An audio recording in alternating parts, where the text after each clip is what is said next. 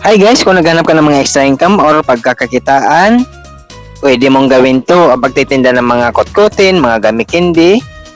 Ang umpisa lang guys, kahit maliit lang na puhunan, basta bumili ka lang ng seller. Mayroon naman maraming seller at saka plastic na pagre-repakan at yung ititinda mong gummy man or kotkotin o kahit anumang mga kotkotin dyan guys. Nasa mga palengke lang ito nabibili guys, itong mga ganitong mga tulad nitong nirepack natin na gummy worm. Kung andito ka sa Metro Manila, pwede mo rin itong puntahan sa Divisoria Manila or sa pinakamalapit na palengke sa inyong mga lugar. Yan lang guys, itong gagawin natin.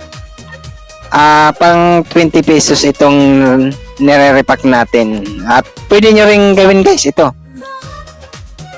Ang presyohan natin dito, pang 20 pesos lang guys.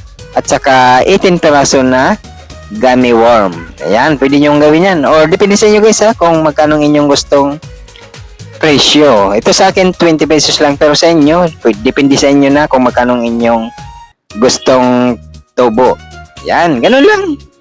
Gumamit ka lang ng mga gloves, yung plastic gloves guys, kasi mas mabilis to. Pwede nyo itapon pagkatapos nyo gamitin. Yan, napakamura lang ng mga ganyan na magagamit natin sa ating pagre-repack. Yan lang, kailangan bibilangin nyo lang. Or depende yan guys sa laki ng gummy. Meron kasing mga worm na malalaki din.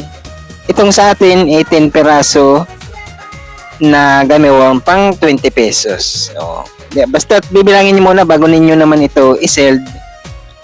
Bilangin nyo muna kung magkano inyong punan at saka kung magkano inyong gustong tubo or kita. O ganun lang. O yun lang ang inyong, or ganito lang natin to ginagawa guys.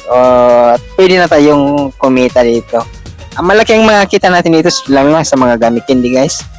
Ito at saka mabili ito, madali natin ito na ibibenta sa ating mga kababayan. Kasi ang kumakain nito, mga bata hanggang matanda, bumibili ng mga ganitong mga kotkotin. Yan, gummy worm. Kailangan na pagpili nyo guys kailangan matalino kayo sa pagpipili. Huwag niyong kukunin kung naglalagkit na o nagdidikit-dikit na ng mga gummy candy. Huwag niyo yung kukunin. Ibig sabihin, mga lusaw na yun pagka nagdikit-dikit na siya. Tulad nitong nirepack natin guys, yan makintab at saka hindi siya nagdidikit-dikit. Yun lang ating tips guys bago ninyo i-sell, bilangin niyo muna kung magkano inyong puhunan at magkano inyong gustong tubo. Pwede niyo naman yan bawasan kung ilang gusto nyong laman or kung magkano presyuhan. Ganyan seller lang natin gagamitin guys. Yan ayan, meron naman nabibili ngayon guys na mga mumurahin lang na seller. At pwede na kung mga baguhan pa lang tayo sa or gusto natin magtinda ng mga kotkotin.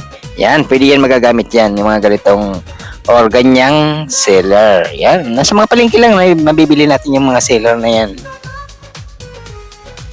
Yun lang, medyo tinatanggal ko dyan ang hangin sa ating sinisell na worm para mas maganda tingnan pagka medyo parang naka-vacuum siya. Yan, mas maganda tingnan niya.